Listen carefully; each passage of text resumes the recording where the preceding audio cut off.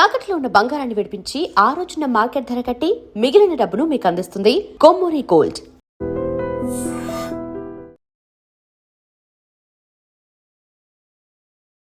ఐడ్రీమ్ ప్రేక్షకులకు నమస్కారం. దైవానుగ్రహం కార్యక్రమానికి స్వాగతం.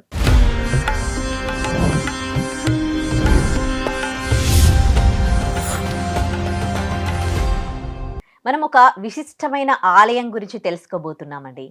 ఇది ఎక్కడుంది అంటే అచ్చంపేట మండలం, పల్నాడు జిల్లా, మాదిపాడు మండలంలో ఉంది.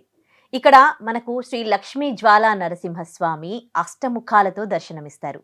అష్టముఖ గండబేరుండ బనబానల శ్రీ లక్ష్మీ నరసింహస్వామి అని అంటారు. ఇది ప్రపంచంలోనే ఎక్కడా కూడా శ్రీ జ్వాలా లక్ష్మీ నరసింహస్వామి మనకి అష్టముఖాలతో లేరు. అలా ఉన్న ఒకే ఒక్క ఆలయం ప్రపంచంలో ఈ ఆలయం. ఇక ఈ ఆలయంలో ఇంకొక విశిష్టత ఏంటి అంటే అక్కడ కొన్ని వేల నాగప్రతిష్టలు జరుగుతూ ఉంటాయి. మరి ఈ నాగప్రతిష్టలు ఈ రేంజ్లో ఎందుకు జరుగుతాయి? దీని విశిష్టత ఏంటి? ఈ ఆలయం విశిష్టత ఏంటి?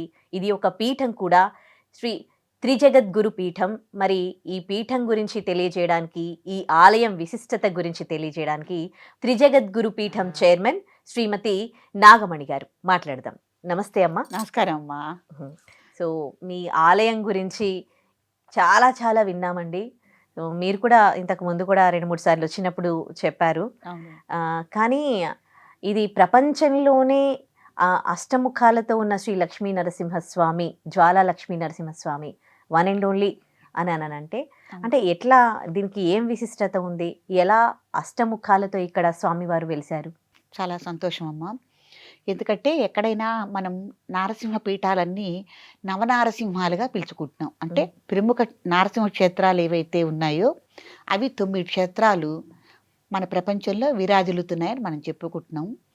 వాటితో పాటు శ్రీ అష్టముఖ గండబేరుండ బడబానల జ్వాలాలక్ష్మీ నరసింహస్వామి మీరన్న ఈ యొక్క అడ్రస్లో మాదిపాడు విలేజ్లో త్రిజగద్గురు పీఠంలో విరాజిల్లటం జరుగుతోంది. పూర్వాశ్రమంలో నాకు మాతామహులైన శ్రీ సత్యానంద సరస్వతి స్వామి వారు, అసలు ఈ స్వామికి రూపు అనేది కానీ భూమి మీద ప్రతిష్ట కానీ ఏమీ లేదమ్మా. మా మాతామహులైన శ్రీ సత్యానంద సరస్వతి స్వామి వారు విశేషంగా ఏదైనా అనుష్ఠానం చేయాలి అన్న ఉద్దేశంతో శ్రీ అష్టముఖ గండబేరెండ బడబాన జ్వాలాలక్ష్మీ నరసింహస్వామి వారి యొక్క మంత్రోపదేశాన్ని మంత్రదీక్షగా స్వీకరించి, స్వామివారిది మూల మంత్రం ఉంది కదా, అది 32 బీజాక్షరాల మూల మంత్రం. అధర్ణ వేదంలోనే ఉన్నది తప్ప ఎక్కడా లేదు. అంటే మూల మంత్రం అంటే ఏంటో తెలుసుకోవచ్చా? ప్రతి దేవీ దేవతలకు మూల మంత్రం అనేది ఉంటుంది కదా. మహాలక్ష్మి కానీ ఎవరైనా కూడా ఒక మూల మంత్రం అనేది ఉంటుంది. ఆ మంత్రమే జపంగా చేస్తే అనుష్ఠానము అని అంటారు. దానికి తోడు అంగన్యాస కరన్యాసాలు, లమిత్యాది పూజలు ఇవన్నీ కలుపుకొని చేస్తేనే వాళ్ళు ఒక పోషకులు అని అంటారనమాట. ఉపాసనాపరులు అని అనటం జరుగుతుంది. కాబట్టి విశేషంగా ఏదైనా చేయాలి అన్న ఉద్దేశంతో వారు ఈ గండపేరు నరసింహస్వామిని 32 లక్షలు జపం చేసి తర్పణ హోమాలు ఇవ్వటం అనేది జరిగింది. ఎంతైనా మనం జపం చేసినప్పుడమ్మా ఆ జపానికి తగ్గట్టు తర్పణ ఇవ్వటం, హోమ కార్యక్రమాలు చేయటం కూడా చెయ్యాలి. ఇలా చేసిన తర్వాత దరిమిళ ఒకసారి సూర్యగ్రహణ కాల టైంలో స్వామి అంతర్వేది సముద్రం ఉంది, గోదావరి సముద్రం కలిసిన అంతర్వేది తీర్థంలో ఆ గ్రహణకాల టైంలో అక్కడ సంగమంలో జపం చేసుకోవటానికి గురువుగారు వెళ్ళారు. వెళ్ళి పడవ తీసుకుని వెళ్ళి ఆ సంగమంలో పడవేసుకుని లంగరేసి అక్కడ ఆపేశారు. ఒక పల్లికారిని అతన్ని పడవ అడిగి అతను తోడు తీసుకుని, నాయన నువ్వు లంగరేసి పడవ ఇక్కడ ఆపేసేసి నేను అనుష్ఠానం పూర్తయిన తర్వాత మళ్ళీ నిన్ను పిలుస్తాను, కొంచెం దూరంలో నువ్వు ఉండు అని చెప్పారు. అతను పడవ వేసేసి వేరే పడవ మీద అతను వెళ్ళిపోయి లంగరేసి ఆపేస్తే ఆ సంగమంలో పడవ ఆగిపోతుందమ్మా, అటు ఇటు కదలదు. ఆ కాలం టైంలో వెళ్ళారు గురువుగారు. వెళ్ళి అక్కడ అనుష్ఠానం చేస్తుండగా గండపేరు నరసింహస్వామి గ్రహణకాల టైంలో స్వామి ఉద్భవించారు, కనిపించారు ధ్యానంలో గురువుగారికి. కనిపించి మంత్రమూర్తిగా ఉన్న నేను అధరణ వేదంలో నీ ద్వారా నేను విగ్రహ రూపంగా విరాజిల్లదలిచాను, భక్తులతో నీ చేత నేను పూజలు అందదలిచాను అని చెప్పి స్వామి చెప్పటం వల్ల వెంటనే ఆయన అడిగారు, స్వామి మరి మీరు ప్రపంచంలో ఎక్కడా లేని మూర్తి కదా, మీకు రూపు అనేది నేను ఎట్టా ఏర్పరచును అని. అప్పుడు ఏ మంత్రానికైనమ్మా మూల మంత్రము, ధ్యాన శ్లోకము, గాయత్రి ఇవన్నీ ఉంటాయి. కాబట్టి మీరు అధర్ణ వేదంలో మీరేం చేస్తారంటే స్వామి గారి యొక్క ధ్యాన శ్లోకాన్ని ఆధారితంగా తీసుకుని నా విగ్రహాన్ని మలుచు అని స్వామి చెప్పటం జరిగింది. విగ్రహాన్ని మలుస్తా అని మిమ్మల్ని తీసుకెళ్ళి ఎక్కడ ప్రతిష్ఠ చేయాలి, ప్రపంచంలో మీరు ఎక్కడ లేని మూర్తి కదా, ఎక్కడ చేస్తే ఏ భూమి ఎట్టా తట్టుకుంటుంది ఏమిటి ఎలా చేయాలంటే, నాది స్వాతి నక్షత్ర జననం, భారద్వాజ గోత్రం కాబట్టి భరద్వాజ మహాముని సంచరించి తపస్సు చేసిన వేదభూమిని ఎంచుకో అని చెప్పారు. అప్పుడు సరే స్వామి, వేదభూమి మీరు అంటున్నారు, కొన్ని వందల ఎకరాలు ఉంటుంది, వేల ఎకరాలు ఉంటుంది, దాంట్లో కూడా నేనెట్లా ఎంచుకుంటాను ఈ స్థలాన్ని అని స్వామి అడగటం, స్వామి వెంటనే ఇదిగో నీకు మంత్రించిన ఈ అక్షింతలు ఇస్తున్నాను, నువ్వు తీసుకెళ్ళి వీటికి తోడు మళ్ళీ ఇంకా పసుపు అక్షింతలు కలుపుకుని నువ్వు స్థల నిర్దేశానికి వెళ్ళినప్పుడు ఈ పసుపు అక్షింతలు వెదజల్లు, ఎక్కడైతే నువ్వు వెదజల్లుతావో అక్కడ ఒక చోటగా ఇవి గుమిగూడితే అక్కడ నా ప్రతిష్టకి నా విగ్రహం స్థాపించడానికి ఒక అనుకూలమైన స్థలం అని నువ్వు గుర్తు చేసుకో అని చెప్పారు. గ్రహణం ఎంత ఉంటుందమ్మా, 4-5 సెకండ్లు ఉంటుంది, నిండు గ్రహణం, సంపూర్ణ గ్రహణం, సూర్యగ్రహణం అయిపోయింది. స్వామి కళ్ళు తెరిచి చూడగానే దానికి నిదర్శనంగా చేతిలో పసుపు అక్షింతలు ఉన్నాయి. అప్పుడు స్వామి అని వాటిని పదిలంగా పైన బట్ట ఉంటుంది కదమ్మా కండు, దాంట్లో అట్లా పదిలంగా కట్టుకుని వచ్చారు. వచ్చిన తర్వాత అప్పటికే ఈ తర్పణాలు వదలటం, హోమాలు చేయటం కార్యక్రమం అంతా అయిపోయింది కదా, ఇక స్థల నిర్దేశానికని బయలుదేరారనమాట. స్థల నిర్దేశానికని బయలుదేరి చాలా ముందు తూర్పుగోదావరి, పశ్చిమ గోదావరి జిల్లాల్లో అలా పర్యటించారు. ఎక్కడ స్థల నిర్దేశం కాల.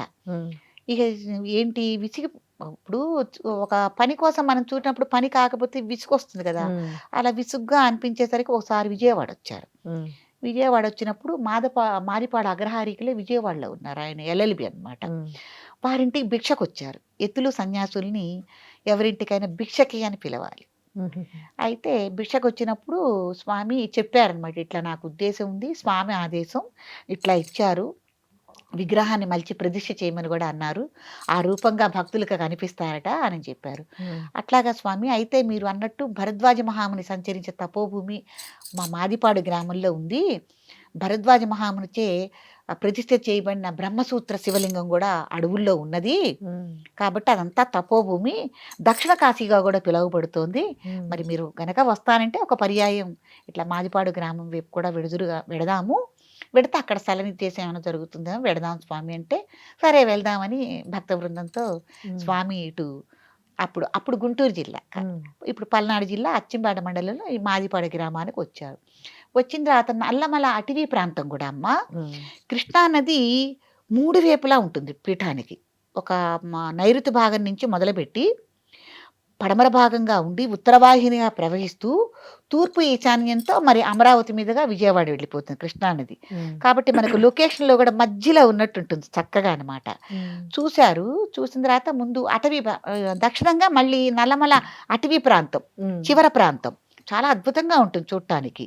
సరే ముందు అడవులు కదా, నరసింహస్వామి ఉండేదంతా సింహం కదా, అటవీ ప్రాంతాలన్నీ చూసొచ్చారు. ఇప్పుడు ఆ భారద్వాజ మహాముని ప్రతిష్ఠ చేసిన శివాలయం వైపు, ఇంకా అడవుల్లో వెంకటేశ్వర స్వామి ఉన్నారా అక్కడ, అవన్నీ చూసొచ్చారు. చూసొస్తే ఈ పశుపక్షంతలతో ఎక్కడ స్థల నిర్దేశం కాల.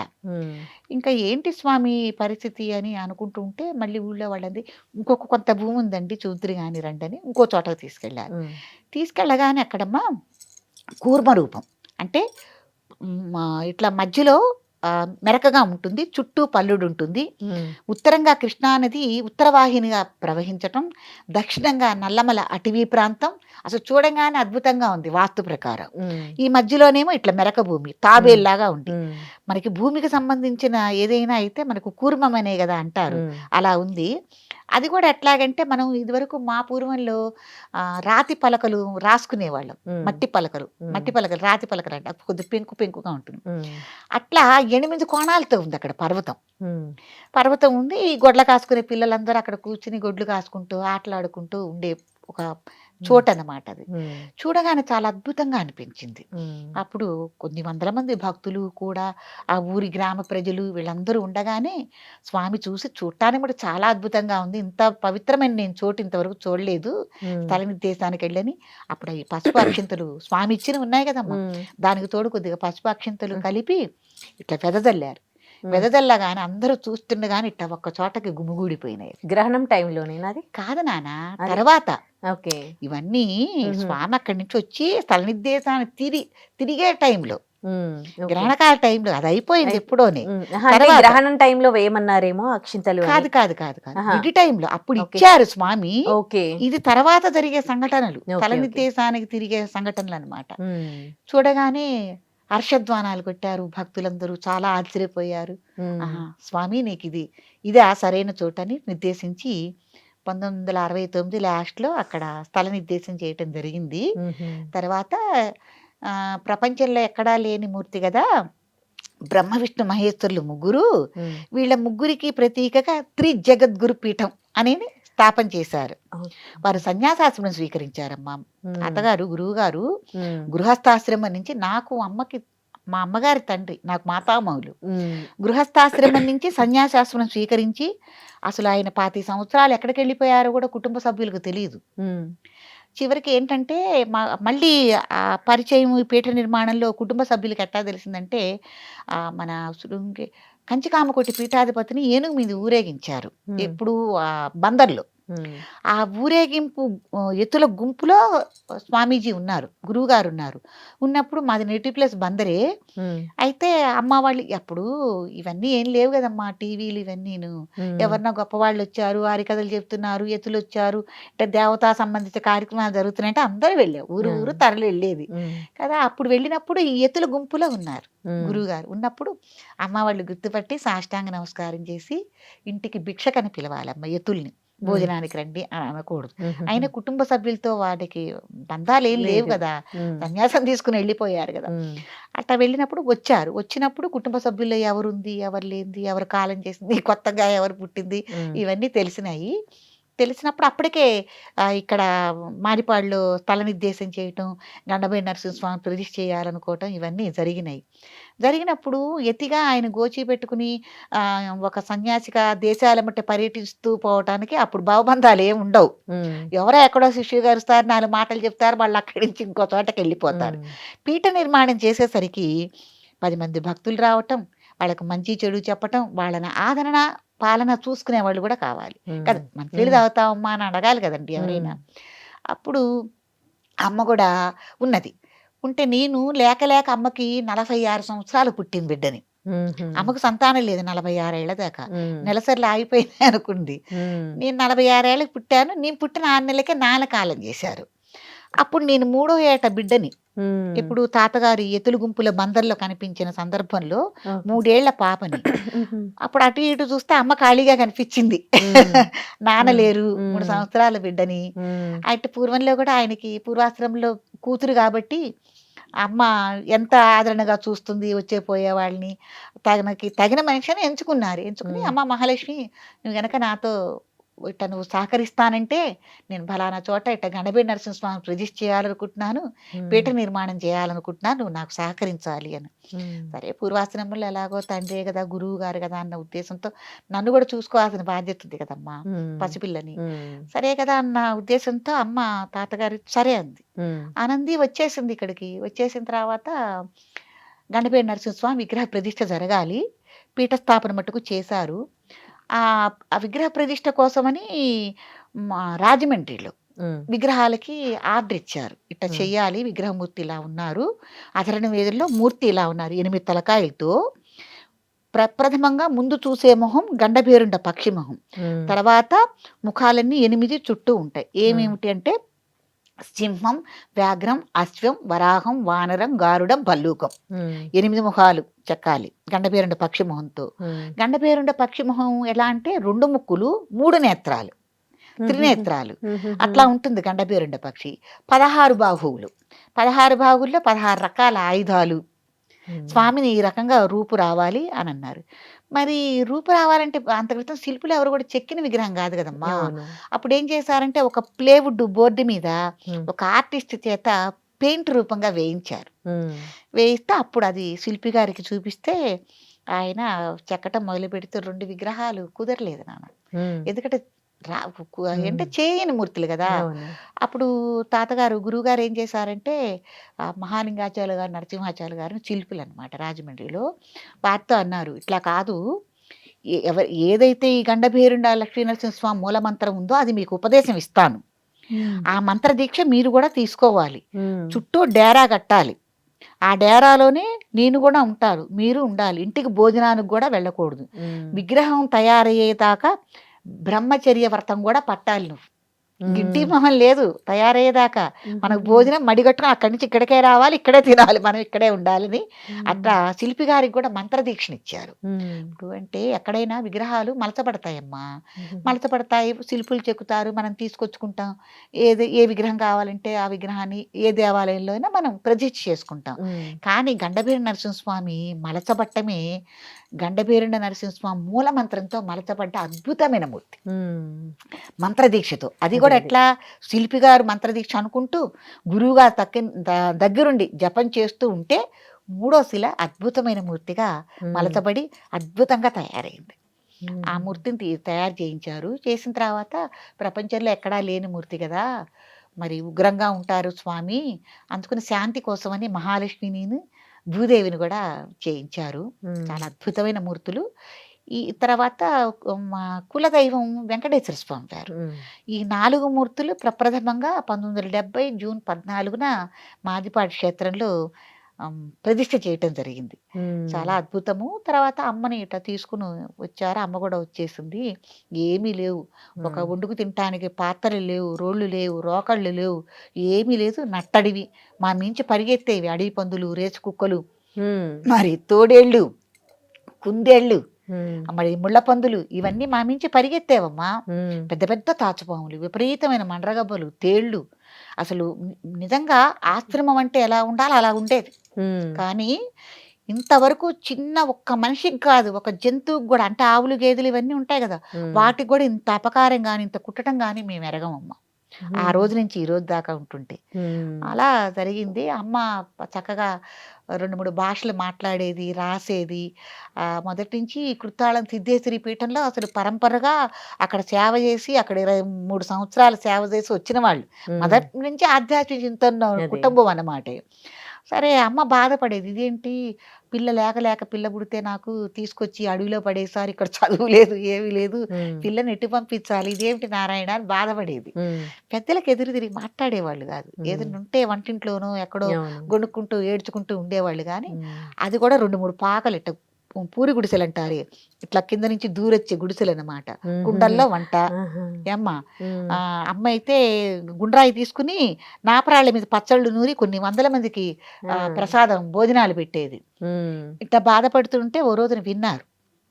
విని, ఏంటి మీ అమ్మ చదువు లేదు, సంధి లేదు, నన్ను తీసుకొచ్చి అడవిలో పారేశారని అంటోంది అని చెప్పి నన్ను చేయి పుచ్చుకుని పీఠంలోకి తీసుకెళ్ళమ్మా. ఉమ్, మొట్టమొదటిసారి 5 సంవత్సరాల పాపకి లక్ష్మీ హైగ్రం ఉపదేశం ఇచ్చారు. ఉమ్, ఇచ్చేసి, నువ్వు ఇది చేసుకోవే, నీ దగ్గరికి సకల విద్యలు నడిచొస్తాయి, ఉమ్, నమ్మేంటో చదువు లేదని బాధపడుతోంది, ఉమ్, బాధపడద్దు అని అన్నారమ్మా. నిజంగా ఈ రోజున మీ ముందు ఇలా కూర్చుని నేను మాట్లాడుతున్నానన్నా కూడా ఆ ఉమ్, లక్ష్మీ హయగ్రీవ స్వామి యొక్క అనుగ్రహం కటాక్షంతోనే నేను ఉమ్, ఇలా మాట్లాడటం కానీ, నా పనులు నేను చేసుకోవటం కానీ, ఉమ్, ఇట్లా స్వామివారి యొక్క సేవలో నేను ఇన్ని రోజులు మించి ఉంటున్నానన్నా. మా ఉమ్, కుటుంబ సభ్యులు చాలామంది ఉన్నారు. ఉమ్, ఉన్నా కూడా ఎవరికీ లేని అదృష్టం నాకు దక్కిందన్నా కూడా ఉమ్. ఆ యొక్క లక్ష్మీ హయగ్రీవ స్వామి మంత్రోపదేశం యొక్క బలమే నేను అనుకుంటున్నాను. తర్వాత స్వామివారితో నాకు చాలా అనుబంధాలు, చిన్నప్పటి నుంచి ఆయన యొక్క మహిమలు ఎన్నెన్నో ఉమ్, చూసింది. అదే అప్పటి నుంచి ఇప్పటి వరకు అంటే దాదాపు 60 సంవత్సరాలు దాటిపోయినాయి కదా, దాటిపోయింది కదా. దాటిపోయాయి. అవును, మీరు చిన్నప్పటి నుంచి మీ 5 సంవత్సరాల వయసు నుంచి చూస్తూ ఉన్నారు కదా, అవును. అక్కడ ఏమైనా అక్కడ జరిగిన ఆ ప్రాంతంలో జరిగిన ఏవైనా వింతలు విశేషాలు ఏమైనా ఉన్నాయా? సరే, స్వామివారితో చెప్పుకునే అనుబంధాలు అయితేనమ్మా, ఒకసారి చేలల్లో బంతిపూలు పూసేవి. అంతా అటవీ ప్రాంతం, పక్కన చేలే ఉంటాయి కదా. ఒక రైతు, అక్కడ మంచినీళ్ళు కూడా ఏం దొరకవు. ఎక్కడి నుంచో తెచ్చుకోవాలి. ఒంటెద్దు బండి ఒకటి ఉండేది. ఆ ఒంటెద్దు బండిలో ఒక పీపా ఉండేది. ఆ పీపాతో తీసుకొచ్చి నీళ్లు వాడుకోవటం. నీళ్ళ వసతి కూడా లేదు. కరెంటులు లేవు, ఏమి లేవు. తర్వాత వచ్చినాయి ఇవన్నీ. అడవి అంటే అడివే, ఆశ్రమం అంటే ఆశ్రమే. ఎలా ఉండాలో మీరు ఏదైనా సినిమాల్లో చూసినట్టే ఉండేది అక్కడ. సరే అట్లా ఉన్న తర్వాత ఇప్పుడు ఏదో చెప్పొచ్చు. అయితే చాలల్లో అమ్మ మాకు 40 ఆవులు ఉండేవి దాదాపు.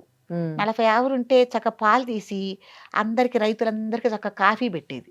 అసలు అక్కడ కాఫీ అలవాటు చేసింది మా అమ్మే. కాఫీ పోసేది. ఆ కాఫీ కోసమని వచ్చేవాళ్ళు రైతులు పొద్దున పూట మొహం కడుక్కుని. వస్తూ వస్తూ వాళ్ళు ఏం చేసేవాళ్ళంటే 2 టమాటాలు, 4 వంకాయలు ఆ చేలో పండినవి ఆ ముంతలో వేసుకుని వచ్చేవాళ్ళు. బొంగలు అనేవాళ్ళు, మట్టి బొంగలు. అట్లా వేసుకొచ్చేవాళ్ళు. అట్లాగే ఓ రోజున ఏం జరిగిందంటే ఇంతలాగా పూసినాయి బంతి పూలు, చేలో పూసినాయట. దండ గుచ్చి ఒక రైతు తీసుకొచ్చి ఇచ్చాడు. మధ్యాహ్నం 1 గంట ఆ ప్రాంతంలో మంచినీళ్ళకని వచ్చి వస్తే నేనేం చేశానంటే, చిన్నపిల్లని 5ో ఏడే, నేను ఈ దండ ఇప్పుడే తీసుకెళ్లి వేస్తానని మొండి పేచి నిట్ట మధ్యాహ్నం పూట వేస్తానంటే అమ్మ వాళ్ళు అమ్మంది, నిట్ట మధ్యాహ్నం కాదు 3ంటికి ఎట్టాగో గుడి తీస్తాము, సాయంత్రం 3ంటికి కూడా అమ్మ తాతగారు వెళ్ళి అక్కడ మంత్రానుష్ఠానం దీక్ష 1 గంట జపం చేసి యథావిధిగా పూజాది కార్యక్రమాలు కూడా నిర్వహించేవాళ్ళు. ఆగమ్మా అని అంటే, కాదు నేను ఇప్పుడే వెళ్ళి వెయ్యాలి దండాన్ని పేచి. అమ్మ కోపం వచ్చింది. కోపం వచ్చి గుడి తాళం చెవులంటే, పీఠం తాళం చెవులంటే ఇసిరేసిందిట. పో వెళ్ళి వేసుకోపో అని. అమ్మ మీరు చూస్తే స్వామి దాదాపు 4 అడుగులు ఉంటారు స్వామి, అమ్మవార్లును. అందులోనేమో ఆయన 8 తలకాయలు. మీరు చూసినా ఇప్పటికే అందరు, ఇప్పుడు అభిషేకం చేయాలంటే నాకు అందరు. అట్లాంటిది ఏడ్చుకుంటూ గుడి తాళాలు తీసుకుని గుడిలోకి వెళ్ళాను మాలేద్దామని. మీరు అంటే 1, 2, 3 మెట్లుంటాయి. స్వామివారి 4వ ఇది మీద ఉంటారు. స్వామివారి పాదాల దగ్గర నేను నిలబడ్డా కూడా నాకు ఆయన అందరు. ఎందుకంటే 8 తలకాయలు నేను వెయ్యాలి. అసలు అది సాధ్యమయ్యే పని కాదు. 5 ఏళ్ల పాప? 5 ఏళ్ల పాపని. నాకు అది సాధ్యమయ్యే పని కాదు కదా. ఆయన 8 తలకాయలు ఉంచి నా చేత మాలేయించుకున్నారమ్మా. అంత అద్భుతం. ఇప్పటికీ కళ్ళ ముందు ఆయన ఉంచి అలా మాలేసుకోవటం అనేది ఒక అద్భుతమైన దృశ్యం అనమాట. భగవంతుడు ఉన్నాడు అంటానికి ఇంతకన్నా నిదర్శనాలు ఏమీ లేవు. ఎందుకంటే ఉత్తర అక్కడ నువ్వు ఉండాలి. నీకు ఉండాలంటే నేను ఉగ్గుపాలతో నేనున్నాను అన్న ఇదిని నీకు ఇప్పటి నుంచే నేను నీకు మనసులో ఏర్పాటు చేయాలి. అడవి ఉండలేను, వెళ్ళిపోతాను, రేపు ఒకవేళ పెళ్ళి అయ్యి పిల్లలు పుట్టినా వెళ్ళిపోతాను, ఈ భావనలు ఏమన్నా ఉంటాయి కదా. కాబట్టి చిన్నప్పటి నుంచే మళ్ళీ లేకుండా కడుక్కున్నారు అనిపిస్తుంది నాకు. అంత అద్భుతంగా ఆ మాల వేయించుకున్నారు నాన్న.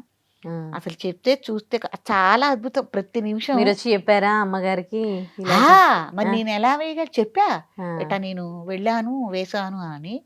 సరే మామయ్య గారి పిల్లలు మేమందరం కూడా వేసం కాలం సెలవులకు వచ్చేవాళ్ళం. వచ్చినప్పుడు అందరం, అప్పుడు ఈ టీవీలు ఇవన్నీ ఏం లేవు కదండి. ఎప్పుడో రేడియో ఒకటి ఉండేది. అది కూడా ఏదో ఆల్ ఇండియా రేడియోలో ఏదో పాటలు వినేవాళ్ళం. అది కూడా తాతగారు ఒప్పుకునేవాళ్ళు కాదు. ఆశ్రమం కదా, ఆయన ఏంటంటే న్యూస్ వినమని చెప్పి అటవీ ప్రాంతం కదా, వార్తలు వినమని ఎవరో భక్తులు కనిపించారు. ఫిలిప్స్ రేడియో అదొకటే ఉండేది, ఇంకేం ఉండేవి కాదు. సరే అందరం అష్టాచెమ్మ అని ఏవో ఆడుకునేవాళ్ళం. పిల్లలందరం కలిసి వేసంకాలం ఆడుకుంటుంటే ఎప్పుడైనా భగవంతుడు 3 సంవత్సరాల బాలిక కానీ బాలుడికి కానీ కనిపిస్తారు. అంతకు మించి వయసు ఉన్న వాళ్ళకి కనిపించరు. ఎందుకంటే అది తెలిసి తెలియని వయసు. నిజంగా వాళ్ళల్లోనే భగవంతుడు ఉంటాడు. అంటే ఒక బాబు దేవుణ్ణి ఊంచాయి అని పిలిచేవాడు. ఊంచాయి అని పిలిచేవాడు. అయితే మేము గవ్వలాడుతుంటే అక్కడ ఊంచాయి కూర్చున్నారు. ఆయనకు కూడా గవ్వలు ఇవ్వండి, ఆయన గవ్వలేస్తాడు అని చెప్పి పేచీ పెట్టాడు. ఇవ్వండి అని. ఏమిట్రా ఊంచాయి అంటే, ఎవరున్నారా అక్కడ, ఎవరు లేరు, నువ్వేంటి అట్టా అంటున్నావు అంటే, వాళ్ళమ్మ ఇక 2 సార్లు విని, పదరా ఎవరు ఏ ఉంచాయి నీకు కనిపించింది ఇంతమంది ఉంచాయిలు అని గుళ్ళో పీఠంలోకి తీసుకెళ్తే గడ్డవేడి నరసింహస్వామి చూపించాడు. చూపించి ఆ ఉంచాయి ఉన్నాడు అక్కడ గవ్వలాడటానికి, ఆయనకు కూడా గవ్వలు ఇవ్వమని పిల్లాడు చెప్పటం. తర్వాత మేము సరే స్వామి వేయండి అని మేము కూడా అప్పుడు ఏదో తమాషాగా తీసుకుని అని అంటే, గవ్వలమ్మ వంతరికి వేసిన చప్పుడు తిరిగిన చప్పుడు మేము కళ్ళతో చూసాం, విన్నాము. నేనొక్కదాన్నే కాదు, మామయ్య పిల్లలు అందరూ ఉన్నారు. ఇప్పుడు ఏ బాబు అయితే పేచీ పెట్టాడా వాళ్ళ అమ్మగారు ఉంది, అందరూ ఉన్నాం. అట్లాంటి మహిమలు ఎన్నో అండి. ఇప్పటికి కూడా స్వామివారి పాదాల నిండా పారిజాతాలు బాగా పూస్తాయి మాకు. పారిజాతాలు కానీ ఏదైనా కానీ పూలతో స్వామివారి పాదాలకు అర్చన చేస్తే తెల్లారి ఒక్కొక్క రోజున వచ్చి చూస్తే పూలు ఇంత 2 పాదాలు ఇంత ఎత్తున పూజ చేస్తే ఎక్కడ కింద పడవు. ఎక్కడ వెతికి చూసినా కూడా ఆ 2 పాదాల మీద పూలుండి ఆ మధ్యలో పూలే ఇట్ట పిరికిడితో తీసినట్టు మాయమవుతాయమ్మా. ఏమవుతాయో తెలియదు. అద్భుతం. నేనైతే 2, 3 ఫోటోలు తీసుకున్నా, అవి జాగ్రత్తగా పదిలం చేసుకున్నాను. ఆ మధ్యలో పూలు ఏమవుతాయో తెలీదు, అద్భుతంగా మాయమైపోతాయి. అనేకమైన సంఘటనలు అన్నమాట. అసలు ఎన్ని అద్భుతాలంటే అన్ని అద్భుతాలు ఉన్నాయి స్వామి దగ్గర. కానీ అసలు ఎంత అదృష్టం కదా! భగవంతుడు ఒక్క క్షణం కనిపిస్తే చాలు అదండి అంటే డ్రీమ్స్‌లో కనిపించినా చాలు అని అనుకుంటారు. కానీ అవును. మీరు నిజంగా మీ బాల్యంలోనే ఇన్ని మహిమలు భగవంతుడిని అలా చూడడం అవునండి. అనేది నిజంగా మీ పూర్వజన్మ సుకృతమేమో. చాలా ఎందుకంటే ఇప్పుడు కారణ జన్మ. అమ్మకి 46 ఏళ్ళకి నీ పుట్టడం అంటే కారణ జన్మ ఆ! కదా. ఇగో ఈ పీఠంలో ఉండటం ఇదంతాను. చిన్నప్పటి నుంచి జ్యోతిష్యులు పండితులు కూడా చెప్పేవాళ్ళమ్మా. హ్మ్. ఈ వంశమే ఉండాలి, ఈ అమ్మాయి వంశమే ఉండాలి, వీళ్ళే తరించాలి ఇక్కడ సేవలు అని చెప్తూ ఉండేవాళ్ళు జాతకపరంగా కూడా. హ్మ్. తర్వాత ఇంకోసారి ఏం జరిగిందంటే మంచి వ్యాసం కాలం మే నెల. అయితే ఒక బండ మీద సబ్బు పెడుతున్నాను బట్టలు ఉతకాలని. హ్మ్. అయితే అప్పుడు మాకు ఈ ప్రహరీ గోడలు కానీ ఏమీ లేవు. ఆ పాకల్లోనే ఉంటున్నాం మేము అట్లాగే. తర్వాత రేకుల షెడ్ ఏదో వేసినట్టు రేకుల షెడ్లో ఉంటున్నాం. ఉంటుంటే ఒక మేకల గుంపు హ్మ్. కలిసి రోడ్డుకి అడ్డం పడ్డాయి. హ్మ్. రోడ్డు కొద్ది మనకి పీఠానికి దగ్గరే అది మనకు కనపడుతుంటూ ఉంటుంది. హ్మ్. రోడ్డుకి అడ్డం పడితే అప్పుడు అంబాసిడర్ కార్లు ఉండే తెల్లవి. హ్మ్. అంబాసిడర్ కార్ వచ్చి సడన్గా ఆ మేకలకి అడ్డపడి పాపం ఆపాడు అతను. హ్మ్. ఆపితే నేను ఇట్లా చూసుకుంటూ ఎవరు ఈ మేకలాడు ఇట్ట మేకలు వదిలేశారు. హ్మ్. కారు వచ్చి అతను ఆపాడు కాబట్టి సరిపోయింది. లేకపోతే ఏదన్నా హ్మ్. వాటిని గుద్దించి పోయినా కూడా అడిగేవాళ్ళు లేరు. హ్మ్. ఈ పిల్లలు ఏంటి ఇక్కడ వదిలేసట్ట వెళ్ళిపోయారు, ఒకడు పోయినా వీళ్ళకి బాధ కదా హ్మ్. అని నేనేదో అనుకుంటుంటే మా మాదిపాడి వ్యక్తే బాబు, పలానా పేరు పలానా ఇది ఇల్లు కూడా. హ్మ్. అయితే అతను మేకల్ని తోలుకుని వచ్చాడు. హ్మ్. అట్నుంచి తోలుకుని వచ్చాడు. హ్మ్. వస్తుంటే కర్రెట్ట భుజాన వేసుకొని వచ్చాడు. ఏంట్రా మేకలు వదిలిపెట్టేసి ఎక్కడికి వెళ్ళిపోయావు, ఇట్లా జరిగింది, అంబాసిడర్ కార్ ఏదో వచ్చింది, వాడు గుర్తించపోయాడు, ఎట్టాగో అదృష్టం తప్పి పాపం ఆపాడు కాబట్టి సరిపోయింది, ఏమన్నా గుర్తించిపోయినా అడిగేవాళ్ళు కూడా లేరు కదా, హ్మ్. అప్పుడు ఇంత రద్దీ లేదు రోడ్డు మీద హ్మ్. హ్మ్. అనని నేను కేకలేస్తున్నా అండి. ముసి ముసి ముసి ముసి నవ్వులు నవ్వుకుంటూ నా కేకలకి ఒక్క మాటకు కూడా సమాధానం ఇవ్వకుండా పీఠం వైపుకి వెళ్ళిపోయాడు. హ్మ్. పీఠం వైపుకి వెళ్ళిపోయాడు. సరే నేను వ్యాసం కాలం కదా, మే నెల కదా, పీఠానికి పడమర వైపు తూర్పు వైపు నీడ ఉంటుంది కాబట్టి, తూర్పు ముఖంగా పీఠం ఉంటుంది కాబట్టి ఆ నీడ దగ్గర కూర్చోటానికి వెళ్ళాడేమోలే అనుకున్నా నేను. హ్మ్. ఏమండి ఇట్లా చూసా, ఇట్లా వెళ్ళాడు, మళ్ళీ ఇటు తిరిగి చూస్తే అదే వ్యక్తి మళ్ళీ వస్తున్నాడు. హా! నాకైతే ఎంత ఆశ్చర్యం అయిపోయిందో. తల తిప్పటం ఒక్కటే కదా. అప్పుడు మీ వయసెంత? పిల్లలు పుట్టారమ్మా, ఆహాహా! పెద్దదాన్నయ్యా. ఓహోహో! పిల్లలు పుట్టారు, పిల్లలు హాస్టల్లో చదువుకుంటున్నారు కూడా. హుహుహు. 3వ తరగతి 4వ తరగతి చదువుకుంటున్నారు మా పిల్లలు. హ్మ్. సో ఇటు తిరిగి చూస్తే వాడే వస్తున్నాడు. ఇదేంట్రా ఇప్పుడే ఇటు వెళ్ళావు, ఇటు నుంచి అటు నుంచి వస్తున్నావు హ్మ్. అనన్నా.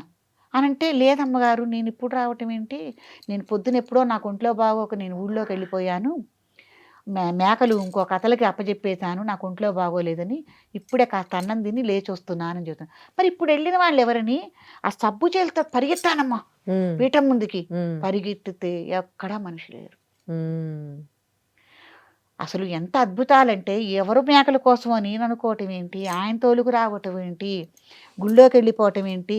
హ్మ్. ఇప్పుడు మీరు ఇంకొకటి చెప్పండి, ఒక 5 నిమిషాలో 10 నిమిషాలో కలిస్తే ఈ మనిషేగా అని అనుకునేదాన్ని మళ్ళీ కనిపించిన. హ్మ్. నేను పట్టించుకునేదాన్ని కాదు. హ్మ్. ఒక్క రెప్పపాటులో ఒక మెడ తిప్పుడులో మనిషి కనిపించేసరికి నాకు భగవంతుడని నాకు నిర్ధారణ అయిందా లేదా. హ్మ్. అందులో మీకేమనిపించింది ఎన్ని సార్లు అంటే చిన్నప్పుడు అలా, మళ్ళీ ఇంకోసారి పెద్దగయ్యాక ఇలా ఇవన్నీ జరగడము ఏమనిపించింది? మీకు మీ మీద ఏమనిపించింది? అద్భుతమే, హ్మ్. అద్భుతం. స్వామే తోలుకొచ్చాడని చెప్పుకోవటం, మీకు కనిపించడం. మాకు కనిపించటం, ఇట్లా చాలా అద్భుతాలు అద్భుతాలు జరుగుతున్నాయి, స్వామి ఉన్నాడు అని. కానీ అమ్మా మానవ జన్మ కదా హ్మ్. ఎదవది. ఏమనిపిస్తుందంటే యోగమాయ. హ్మ్. ఇప్పుడు ఎలా అంటే ఇప్పుడు శ్రీకృష్ణ పరమాత్మ మట్టి తిన్నాడు, బలరాముడు చెప్పాడు, హ్మ్. యశోదాదేవి ఏది కృష్ణ ఏది నోరు తెరు మన్ను హ్మ్. తిన్నావుట నువ్వని చెవులు మెలేసి హ్మ్. హ్మ్. మెలేసింది. ఆ! మెలేస్తే నోరు తెరు అంటే నోరు తెచ్చారు స్వామి. హ్మ్. ప్రపంచాలన్నీ చూపించాడు.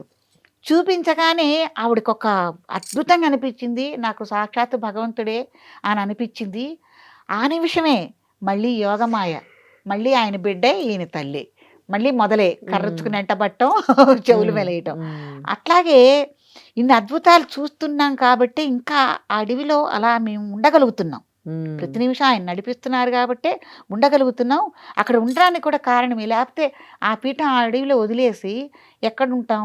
ఈ బాధలు, ఈ అడవి, ఈ పులులు, ఈ తేళ్ళు, ఈ మండ్రగప్పలని ఎప్పుడో వెళ్ళిపోయేవాళ్ళం. కాబట్టే ఉండగలుగుతున్నాను నేను. అవును. అలా అనేకమైన అద్భుతాలు. తర్వాత ఒకసారి స్వామి ఇట్లాగే ఆరాధన మొదటి నుంచి పూజాది కార్యక్రమాలు, నైవేద్యాలన్నీ నేనే.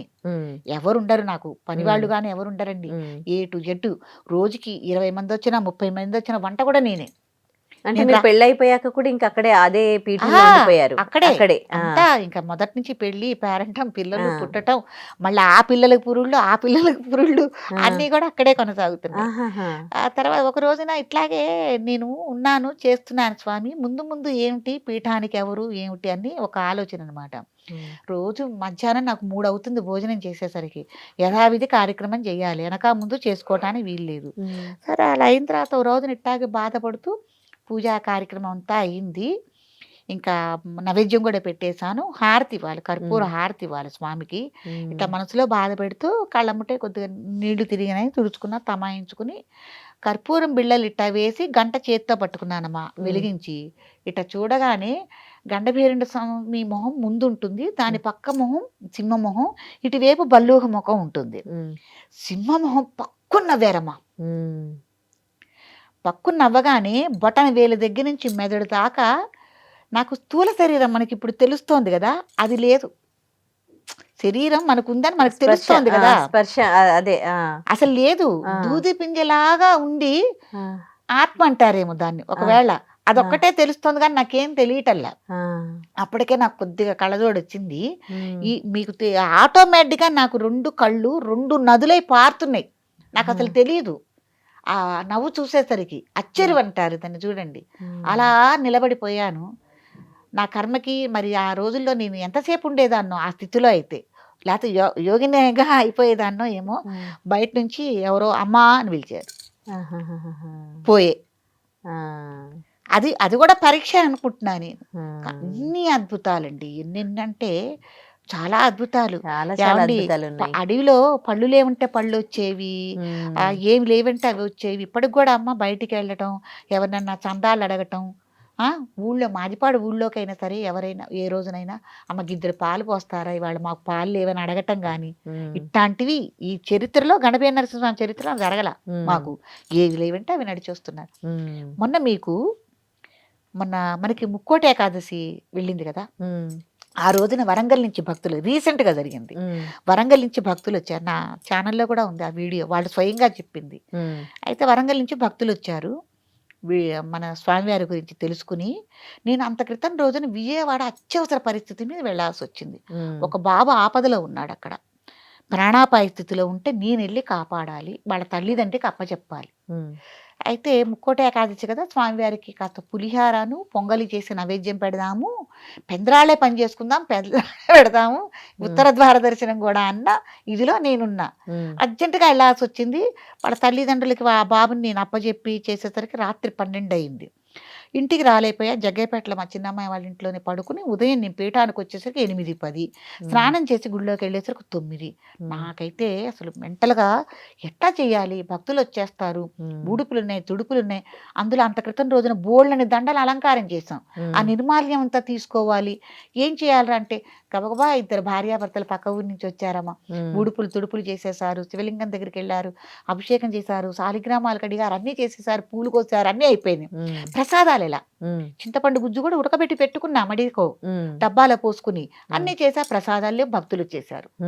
ఏం చేయాలనుకుంటున్నా అందరితో కుంకుమ పూజలు అవన్నీ జరిగినాయి. చేయించాను. ఏదో పండ్లు, కొబ్బరికాయలు ఉంటే నైవేద్యం పెట్టేశాను. వరంగల్ నుంచి వచ్చిన వాళ్ళు అన్నారు నాతో, అమ్మ మాకు కొబ్బరికాయ కూడా మేము తీసుకురాలేదు ఎట్లాగూ అని అన్నారు. అవంతరికి అవే వస్తాయి, ముందు మీరు మెలకుండా పూజలు అవి చేసుకోండి ఇట్లాగే అన్నా అనమాట. పూజలు జరుగుతుంది మీరు అవే అంతరికి అవే వస్తాయి అని అన్నాను. పూజా కార్యక్రమం అంతా అయిపోయింది. హారతి ఇవ్వటం కూడా అయిపోయింది. హారతి ఇవ్వలేదు, ఇవ్వబోతున్నాను. పూజ అయింది. వాళ్ళు చిన్నగా ఒక ఆవిడ అమ్మ మరి పులిహార చేసుకొచ్చాము, డబ్బా నిండా పెట్టుకొచ్చాము, మడితో వండుకుని వచ్చాం స్నానం చేసి శుచిగా. మరి ఎవ్వరూ ఎంగిలి చేయలేరు, డబ్బా డబ్బా అలాగే ఉంది. నైవేద్యం పెడతారా అమ్మా అంది. హ్మ్. మహత్తర భాగ్యం తల్లి, తీసుకురా అని అన్నా. పులిహార నైవేద్యం పెట్టేశానండి, ప్రసాద వితరణ జరగాలి, పెడదాం అంటే కాదు, 2 మాటలు భగవంతుడి గురించి చెప్పుకుందాం కూర్చోబెట్టాను. చెప్పిన తర్వాత వాళ్ళు ఏమన్నా అనుకుంటారేమో, ఏం చేయలేదు ఏకాదశి అని ఏమన్నా అనుకుంటారేమో. నేను అన్నాను, అమ్మ ఇది అడివి చూసారు కదా, ఏమి షాపులు కూడా ఉండవు, కాసిన పూలు తెచ్చుకోవాలన్నా, దండలు తెచ్చుకోవాలన్నా, ఏదైనా కాస్త లడ్డూలు అంటే స్వామికి ఇష్టం, లడ్డూలు తెచ్చుకోవాలని స్వీట్ షాప్ కూడా ఉండదు. లేకపోతే గబగబా వెళ్ళి ఎవరి చేతన్నా 1 కిలో లడ్డూలు తెప్పించి స్వామికి నైవేద్యం పెట్టి మీ అందరికి ప్రసాద వితరణ చేయొచ్చు, ఇట్లాగే అన్నాను. అనగానే ఆవిడ ఇట్లా కంగు తినిపోయింది. ఏమిటా అని నాకు అర్థం కాదు. అమ్మ కారులో లడ్డూలు ఉన్నాయమ్మా ఇంత స్టీల్ డబ్బాకి ఆనంది. అనని కార్లో వాళ్ళు స్టీల్ డబ్బా లడ్డూలు దాచుకున్నారని బయటికి తీసేదాకా స్వామి ఊరుకోలేదండి. తీయించారు, తీస్తే మళ్ళీ ఆ లడ్డు వాళ్ళే మళ్ళీ ఆ లడ్డూలు తీసుకొచ్చి బయట పెడితే మళ్ళీ స్వామికి ప్రసాదానికి తీసి స్వామి ఈ లెక్క కరెక్ట్గా ఉండాలి, వచ్చిన భక్తులందరికీ సరిపోవాలి, 2 మిగలాలి, ఎందుకంటే ఇచ్చిన భక్తులు మళ్ళీ నేను ప్రసాదం ఇవ్వాలి కాబట్టి ఇంటికి 2 మిగలాలన్నా. కరెక్ట్గా అట్లాగే వచ్చాయమ్మా. లడ్డూలు ఏమంటే లడ్డూలు వచ్చినాయి, పులిహారలు ఏంటే పులిహార వచ్చింది, మొన్న ముక్కోడి జరిగింది. ఇది ఈ అద్భుతం. ఇలా ఎన్నో విశేషాలు వింతలు ఎన్నో ఉన్నాయన్నమాట. వాళ్ళు పులకించిపోయి అదే వాళ్ళు అసలు నాకు ఎన్ని మాటలు చెప్పారు, వీడియో ఉంది వాళ్ళది నా దాంట్లో. అసలు అమ్మా మేము ఇట్లా అనుకోలేదు, మేమేమో దాచుకున్నాము, ఆయన చూడండి బయటికి తీసి నైవేద్యం పెట్టేదాకా ఊరుకోలేదు మమ్మల్ని అని అంటే, మరి ఏమీ లేదంటే వచ్చారు కదమ్మా. సో ఇంతటి విశిష్టత ఉందా అమ్మా ఆలయానికి? చాలా గొప్పదండి. ఓకే. ఎందుకంటే బాల్యం నుంచి నేను అనుభవించిన దాన్ని కాబట్టి, అమ్మ భగవత్ శక్తులన్నీ ఎవరికి వాళ్ళు స్వానుభవంగా అనుభవిస్తేనే తప్ప ఒకళ్ళు చెప్తే అతిశయోక్తిగా ఉంటుంది. అదే చాలా చాలా ధన్యవాదాలమ్మా. ఆ ఆలయం యొక్క విశిష్టత తెలియజేశారు. అలాగే నాగప్రతిష్టలు కూడా చేస్తారట ఆ ఆలయంలో, దాని గురించి ఇంకో ఎపిసోడ్లో మాట్లాడుకుందాం. చాలా మంచిదండి. నమస్తే.